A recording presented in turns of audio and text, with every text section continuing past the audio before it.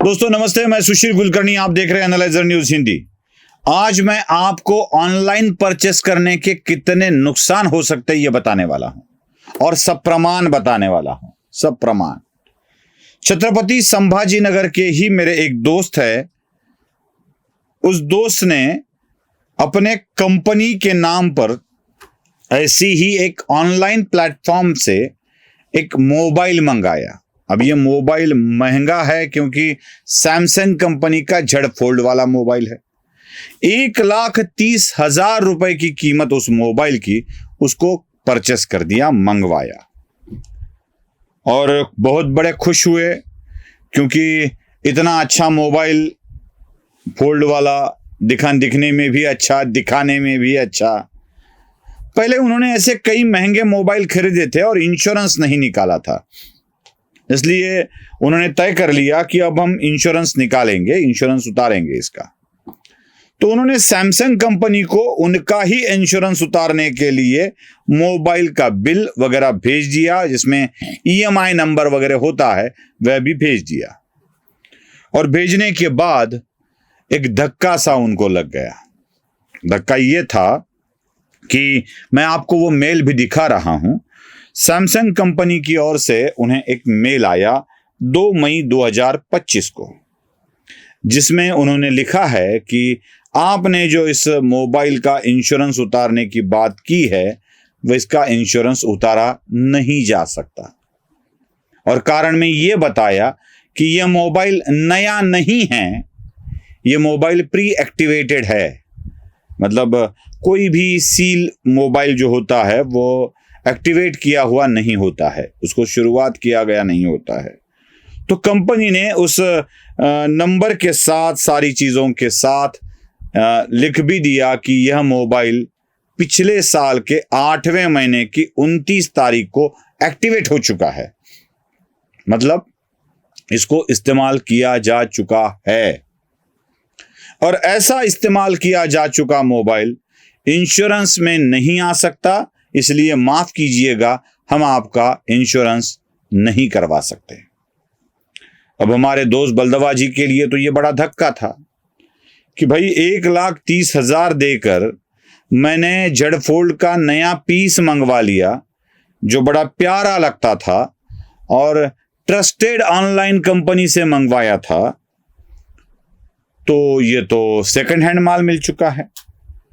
मैं आपको उस मोबाइल की ओरिजिनल रिसीट भी दिखा रहा हूं जो मंगाया था, और उसके साथ एक और कागज भी दिखा रहा हूं जिससे यह साफ साफ पता चलता है, पैकिंग स्लिप जिसे कहा जाता है, उसमें साफ साफ पता चलता है कि जो मोबाइल अंदर है, पैक के ऊपर लिखा हुआ है, वही है।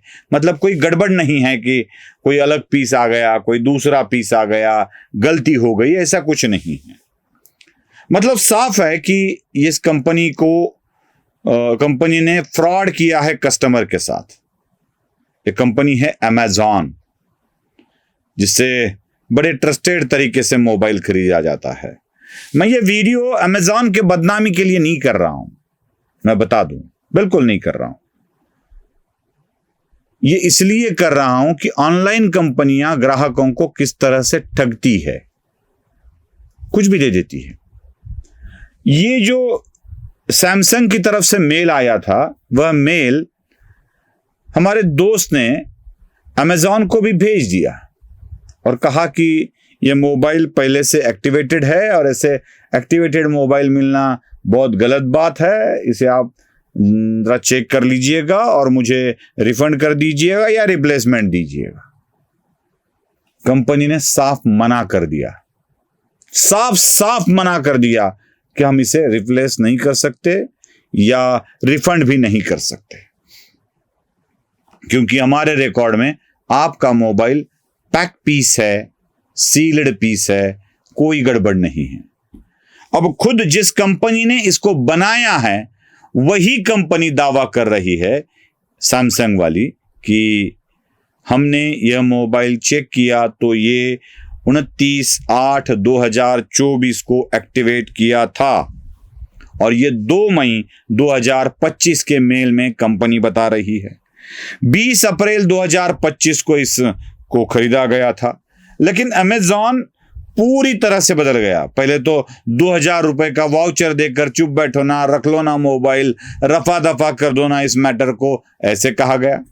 और बाद में पूरी तरह से मुकर गई कंपनी।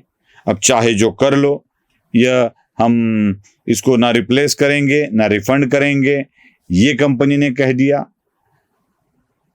बात ये समझ में नहीं आ रही थी कि नया मोबाइल है फिर एक्टिवेट कैसे हो गया। मोबाइल तो नया है फिर एक्टिवेट कैसे हो गया। तो मुझे लगता है इस एक्टिवेशन की भी एक बड़ा स्कैम होता है। एक ही मोबाइल जब पड़ा रहता है तो पड़ा रहने वाले मोबाइल पर पैसे कमाए जाने की बात होती है। आजकल बहुत सारी कंपनियां निकली है फाइनेंस करने वाली, जो 0 इंटरेस्ट रेट पर फाइनेंस करती है। मतलब 1 लाख का मोबाइल है तो 1 लाख फाइनेंस कंपनी दे देती है और इसमें 0 इंटरेस्ट लगता है और 0 इंटरेस्ट कंपनी को, अमेजॉन को मिल भी जाता है। तो होता है ऐसे कि बेचने वाले ऐसे मोबाइल को फाइनेंस पर खरीदा है ऐसे दिखाते हैं, कई लोगों के नाम पर इन्हें बेचा जाता है, कार्ड बनाए जाते हैं और उस वक्त एक्टिवेट करके उसको वैसे ही रखा जाता है। मतलब जैसे ही 10-12 पीस आ गए 10-12 लाख मिल भी जाते हैं वापस, और फिर उसी को बेचकर उसके पैसे भी मिल जाते हैं। मतलब एक ही पीस को 2 बार बेचा जाता है। पहले पैसे विदाउट इंटरेस्ट मिल जाते हैं जिसको आसान से किस्तों में दिया भी जा सकता है, जब तक ये ना आए तब तक उसी लोन को चलाया जा सकता है। यह भी खेल होता है। लेकिन ये तो सरासर ठगी हुई। हमारे दोस्त बलदवा जी ने यह तय कर लिया है कि अब मैं इसके ऊपर लीगल एक्शन लूंगा। उन्होंने लीगल एक्शन भी ले लिया है, शायद नोटिस भी अब चली जाएगी। मुझे बस इतना बताना है कि हम अगर थोड़ी सी भी चीज खराब हो तो अपने दुकानदार के पास चले जाते हैं और उसे झगड़ा कर लेते हैं। अब ऑनलाइन वालों के साथ झगड़ा कौन करेगा, उनके तो नंबर भी नहीं होते हैं, मेल पे खेलना पड़ता है, कोई कांटेक्ट पर्सन भी नहीं होता है। ऐसे फंसे जाए, ऐसे ठगे जाए तो क्या करना चाहिए। इससे तो बेटर है बाजू वाले दुकानदार से ही ले लो, कम से कम उससे ठगे जाए तो उसे पकड़ तो सकते हैं। नमस्ते।